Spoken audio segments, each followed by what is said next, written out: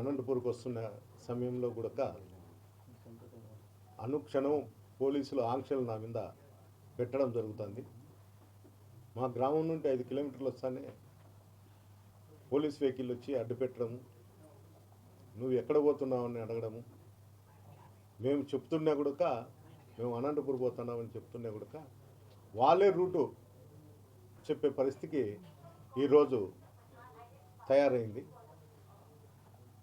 అదే కాకుండా హైవే అనంతపూర్ తాడిపత్రి హైవేలో కూడా డ్రమ్ములు పెట్టి కంచెలు పెట్టి తాడిపత్రికి పోకోకుండా జరుగుతుంది. ఎంత ప్రజలకు ఎంత ఇబ్బందికరంగా ఉంటుందో ఒకసారి ఆలోచన చేయాలి ప్రభుత్వం కానీ ఇవన్నీ కానీ. ముఖ్యంగా నాకు హైకోర్టు ఆర్డర్లు ఇప్పుడు కూడా పరిగణనలోకి ఉండాలి. నేను తాడిపత్రికి పోవాలంటే వీసా ఏమన్నా కావాలా, అధికారులు దానికి సపరేట్గా ఏదన్నా కానీ అప్లికేషన్ పెడితే దాని అప్లికేషన్ నేను అధికారులకు పెట్టుకుంటా. ఎందుకు చెప్తున్నా అంటే హైకోర్టు ఆర్డర్ వచ్చినా కూడా నన్ను తాడిపత్రికి పోయేదానికి అడ్డుపడుతున్నారు. నా ఆర్డరు లైవ్లో ఉన్నంత వరకు పోలీస్ అధికారులు దాన్ని అనుమతించాలా, కానీ అనుమతించడం లేదు. ముఖ్యంగా నిన్న మొన్న కూడా జరిగిన ప్రెస్ మీట్లలో జేసీ ప్రభాకర్ రెడ్డి మా కార్యకర్తలను అన్యాయంగా కేసులలో పెట్టినాడు అని చెప్తున్నారు. వాళ్ళ కార్యకర్తలు కేసులో పెట్టినప్పుడు వాళ్ళు కూడా కౌంటర్ కేసు అనేది ఉంది. దాంట్లో ఒకసారి అది ఆలోచన చేయమని అతన్ని. వన్ సైడ్ కేసులు ఎప్పుడు కూడా మా ప్రభుత్వంలో కానీ ఎప్పుడు కూడా పెట్టలేదు. తాడిపత్రిలో ఎప్పుడు కూడా కౌంటర్ కేసులతోనే జరిగింది. అతను మా మహిళలను కూడా ఇబ్బంది పెడతారని చెప్పడం జరుగుతుంది. మహిళా కౌన్సిలర్లు అనేవాళ్ళు ప్రతిరోజు యూట్యూబ్లలో వాళ్ళకుండే మహిళలు ఏం మాట్లాడుతున్నారో అందరికీ తెలుసు. అధికారం లేనప్పుడు కానీ అధికారం ఉన్నప్పుడు కానీ ఇలాంటి వాళ్ళు మీద కేసు ఉంది అంటే వాళ్ళు కూడా ఇతరులను ఎంత హింసించుంటారో ఒకసారి ఆలోచన చేయాలి. మీ వాళ్ళ మీద కేసు ఉన్నప్పుడల్లా కౌంటర్ కేసు ఉందో లేదో ప్రభాకర్ రెడ్డి గారు ఒకసారి నువ్వు ఆలోచన చేయి. నీ నీచమైన సంస్కృతి బయట వెళ్ళదు. నేనేందో పెద్ద నేరం చేసినట్లు, ప్రతిరోజు మీ కార్యకర్తల మీద నేనేదో అక్రమ కేసులు పెట్టినట్లు, నీకు నోరు ఏది ఉంటే అది అన్ని పద్దలు లేసి అబద్ధాలు మాట్లాడేది తప్ప నిజాలు ఎప్పుడు కూడా చెప్పవు. స్టేషన్లో ఉంటాయి ఎఫ్ఐఆర్లు, బోత్ సైడ్ చూసుకో. నీ కన్సర్న్లో జరిగేది కదా డిపార్ట్మెంటు, చూసుకొని ఒకసారి ఆలోచన చేయి. ఏం చెప్తాండా నేను, ఏం చేస్తాండా అని. ఎప్పుడు నీ కార్యకర్తల మీద ఉన్నప్పుడల్లా యువతల వ్యక్తులకు మీ వాళ్లకు ఎక్కడ ఘర్షణ జరిగినా ఇద్దరి మీద కేసులు ఉన్నాయి. నేను నీ మాదిరి నీచమైన సంస్కృతి నేను పాటించను. నువ్వు ఇప్పుడు వైఎస్ఆర్సీపీ కార్యకర్తలు అభిమానుల పైన ఇంటి మీద రాత్రులు మాస్కులు వేసుకొని హెల్మెట్లు పెట్టుకొని దాడులు చేస్తున్నావు. కేసులు కూడా లేవు చాలా దానిలో. నేను కూడా నీ మాదిరి చేస్తాను కూడా నీ భ్రమ. ఈరోజు కూడా టౌన్లో ఎంతమంది షాపులు మూసేయించినావో నువ్వు ఒక్కసారి ఆలోచించి. నువ్వు అన్నీ ఆలోచన చేసిన తర్వాత ఇతరుల మీద మాట్లాడేది నేర్చుకో. నా మీద బురద చల్లడము, నేనేందో పెద్ద రాక్షసునైనట్లు నువ్వు చెప్పడము, ఇవన్నీ అబద్ధాలు. చర్చ కూర్చుందాం. నువ్వు కూడా ఏ దానిపైన కేసుల పైన చర్చ కూర్చుందామా, లేకపోతే నీ అభివృద్ధి పైన చర్చలు కూర్చుకున్నావా, నేనున్నప్పుడు ఏమున్నది, నువ్వు వచ్చినాక ఏం చేసినావు అనేది కూర్చుందాం చర్చకు. అంతేగాని డెవలప్మెంట్ సైడ్ చూడి. నన్ను తాడిపత్రికి రానికూడదు, పోలీస్ అధికారులకు ప్రెజర్లు పెట్టించుకుంటా, మీ నాయకులతో ప్రెజర్లు పెట్టించుకుంటా నన్ను తాడిపత్రికి రాకూడదు, హైకోర్టు ఆర్డర్లను కూడా ధిక్కరించే విధంగా మీ అధికారులకు నువ్వే ఆదేశిస్తాను. అనుక్షణము నేను ఏ గ్రామానికి పోయినా ఎక్కడ పోయినా కూడా నా సొంత పని మీద పోవాలన్నా కూడా పోలీస్ ఆంక్షలు ఉన్నాయి. అంటే నేనేమన్నా నక్సలైట్నా, లేకపోతే తీవ్రవాదినా, లేకపోతే ఇంకా ఏదన్నా కానీ చేయరాని నేరాలు చేసిన గజ దొంగన? నా మీద ఇన్న ఆంక్షలు ఇంత కథ ఉండడం పోలీస్ అధికారులకు మీరు ఆలోచన చేయండి. 700 మంది పోలీసుని దించి కోర్టు ఆర్డర్ను కూడా ఒబే చేయకోకుండా నన్ను ఎక్కడికక్కడ నిలబెట్టడం మంచి పద్ధతే? దీనిపైన ప్రజలు ఏ విధంగా ఏమనుకుంటారో ఒక్కసారి మీరు ఆలోచన చేస్తే మీకే తెలుస్తుంది. అది మీ విజ్ఞతకే వదిలేస్తాను. ఏంటంటే ఏదన్నా నేను మాట్లాడితే పై అధికారులు మాట్లాడినారంటారు. ఆ మాట్లాడడం వద్దు, మీతో నేను అనిపించుకోవడం వద్దు. ప్రజల్లోకి పంపించండి. మీకు కూడా ఎస్బీ వాళ్ళు ఉన్నారు, ఇంటెలిజెన్స్ వాళ్ళు ఉన్నారు, అందరూ ఉన్నారు. పోలీసు వ్యవస్థ పనిచేస్తుంది.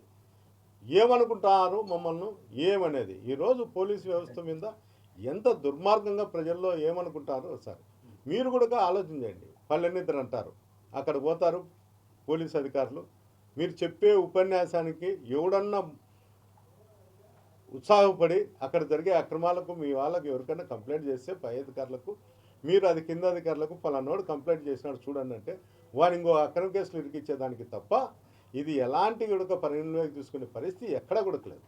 గ్రీవెన్స్లు ఇచ్చిన లాభం లేదు, పల్లెనిద్రలలో ఇచ్చిన లాభం లేదు, ఏం లేదు. ప్రజలు కూడా ఒక ఆలోచనకు వచ్చినారు.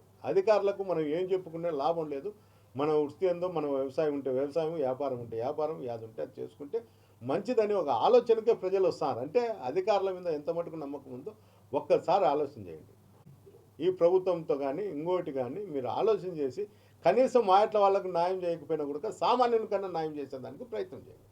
అయ్యా ముఖ్యమంత్రి గారు, మీకు స్వయంగా నేను చెప్పడం ఒకటే, తాడిపత్రి కాన్ఫరెన్స్లో ఎమ్మెల్యే ఉండాడా లేడా అది ఒకసారి క్లారిటీగా మీ ప్రభుత్వం కానీ, మీ కార్యకర్తలు కానీ, మీ నాయకులు కానీ, మీకు ఉండేటువంటి కోటరీలో ఉండేటువంటి నాయకులు కానీ క్లారిటీ ఇవ్వండి.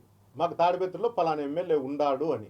లేకపోతే మున్సిపల్ చైర్మన్నే మున్సిపాలిటీకే పరిధిలోనే ఉందే కాన్ఫరెన్స్ అంతా. ఈ రెండిట్లో మీరు క్లారిటీ ఇచ్చే మంచిది. మీరు కూడా ఆలోచన చేయండి.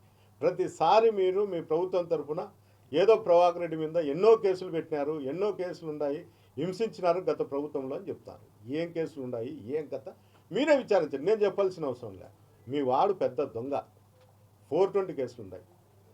ఇవేం కాదు, పోలీసులు కూడా చీటింగ్ చేసినారు, వ్యవస్థలన్నీ చీటింగ్ చేసినారు, అవి కేసులు ఉండేది. చెప్తానో లేకపోతే ఇంకోటి చెప్తాను, ఒకసారి సిబిఐ ఎంక్వైరీ వేయండి. లేకపోతే మీ దగ్గర ఏందో ఆ సిట్టో గిట్టో ఉంది, అది కూడా వేయండి. నాకైతే అభ్యంతరం, నా మీద అయ్యండి, ఆయన మీద అయ్యండి. ఎక్కడ అక్రమాలు ఉంటే అక్కడ మీరు పరిశీలించండి. అంతేగాని అనవసరంగా అధికారులకు ఒక ఆర్డర్ ఇచ్చి హైకోర్టు ఆర్డర్లు కూడా బేఖాతరు చేయండి, నన్ను నా ఇంటికి పంపించేదానికి కూడా అడ్డుపడండి అని ముఖ్యమంత్రి గారు మీరైతే చెప్పేది. మీ మీ ఆఫీస్ నుండి ఫోన్లు డీజీపీ గారికో ఇంకోరికో వచ్చేది చూడండి. ప్రజాపాలన ఏ విధంగా ఉంది, ఏం కథ అనేది మీరే ఆలోచన చేయండి. నేను చెప్పాల్సిన అవసరం లేదు. మీరు పెద్దోళ్ళు, 30 ఏళ్ళు 40 ఏళ్ళు రాజకీయ చరిత్ర ఉంది, అంత చరిత్ర ఉన్న వ్యక్తులు మీరు. కనీసం ఆలోచన చేయండి. ఆలోచన చేసి దానిపైన మీరు ఏ నిర్ణయం తీసుకున్నా కూడా ఎవరైనా ఉంటారు. నా ఇట్లా వానికే న్యాయం జరగకపోతే, ఎక్స్ఎమ్మెల్యేకి ప్రజాప్రతినిధికి న్యాయం జరగకపోతే సామాన్యులకు ఏం న్యాయం జరుగుతుంది మీ ప్రభుత్వంలో ఒక్కసారి మీరు ఆలోచన చేస్తే మీకే తెలుస్తుంది. అంటే వాళ్ళు కవాత్ చేస్తాను. నేను ఇప్పుడు కూడా చెప్తున్నా, నేను తాడిపత్రికి పోయేటప్పుడు కూడా మా కార్యకర్తలకు కానీ నాయకులకు కానీ మా ఇంటి దగ్గరకు రమ్మని కానీ మేము ఎప్పుడు కూడా చెప్పే పరిస్థితి కూడా లేదు, చెప్పను కూడా. నేను అధికారంలో ఉన్నప్పుడు కానీ అధికారం లేనప్పుడు కానీ ఇదే పాటిస్తాను. నేను ఇంటి దగ్గర బయలుదేరినా అంటే ఎక్కడ పోతానా అనే ఆలోచన చేయరు, కానీ వెంటనే జేసీబీ ఇంటి దగ్గరికి రాండి కార్యకర్తలు నాయకులు అని చెప్తారు. మళ్ళీ అతను చెప్పేది ఏం చెప్తాడు, ప్రజలు అడ్డుకుంటాడని. నువ్వు మెసేజ్ పెట్టేది ఏంది, నీకు సంబంధించిన ప్రైవేట్ సైన్యానికో నీ కార్యకర్తలకో నీ నాయకులకో నువ్వు మెసేజ్ పెడతాడు, ప్రజలకు మెసేజ్ పెట్టడంలే. ప్రజలంతా తిరగబడండి, రోడ్ల మీద నిలబడండి, మనకు అన్యాయం చేసినాడని నువ్వు చెప్పు. ఎంత మటుకు ప్రజలు వచ్చి నన్ను అడ్డుకుంటారు, నన్ను ప్రజలు నిజంగా నీకు ప్రైవేట్ సెక్యూరిటీ నీ కార్యకర్తలు కాకుండా నీ దగ్గర సంబంధించిన వ్యక్తులు కాకుండా ఎవరన్నా వచ్చి నన్ను అడ్డుకోమను, ప్రజలు సామాన్య ప్రజలు వచ్చి అడ్డుకోమను. అడ్డుకుంటే నా ఇల్లు కూడా నీకే ఇచ్చా. ఎట్లా ఆకిలిగుండేవు, రొట్టెలతో చికెన్ వాళ్ళతో టీయంగడి వాళ్ళతో అందరితో వసూలు చేసుకుంటూ బతుకుతాండవు. నేను కూడా దానంగా నీకు ఇచ్చా. ప్రజలు అడ్డుకుంటే, నీ కార్యకర్తలో నీకు సంబంధించిన గూండాలు అడ్డుకుంటేనో ఇంకోటి కాదు. నాకు అక్కడుండే ఇంటికి ఎట్లా మీరు పోలీసు వాళ్ళని అడ్డం పెట్టి నన్ను రానియడంలే హైకోర్టు ఆర్డర్లు కూడా, అది నీకే, నీకు నీ పార్టీకే నేను దానం చేస్తా. ప్రజలు వచ్చి నన్ను అడ్డుకోమను. ప్రజలంటే ఏమి, ఆడుండేది 2,20,000 ఓట్లు ఉన్నాయి, నాకు 85,000 ఓట్లు వేసినారు. మిగతా ఓట్లోనే కదా ఆ 20,000 మంది వచ్చి రోడ్డు మీద వచ్చి నువ్వు రాకూడదు అని చెప్పవను. నేను నా ఇల్లు నా భార్యను పిలుచుకొని వచ్చి నీకు రిజిస్టర్ చేస్తా జిల్లాలో. ఇంతకన్నా నువ్వు తృప్తిపడేది ఏం లేదు. నువ్వు ఎట్లా ప్రజల డబ్బు మీద ప్రజల మీద అక్రమంగా చేసే దాని మీదనే నువ్వు ఆధారపడినావు, ఎన్నో షాపులు సీజ్ చేసినావు. అందువల్ల నీకు ఏది కావాలంటే అది చేసుకో. నువ్వు కావాలంటే ముందు అభివృద్ధి చేయి. నీ మున్సిపాలిటీ గ్రేడ్ 1లో ఉందని, ఏదో మున్సిపాలిటీ కాదు కదా, ఎవరికైనా కూడా అవార్డులు ఇస్తారు.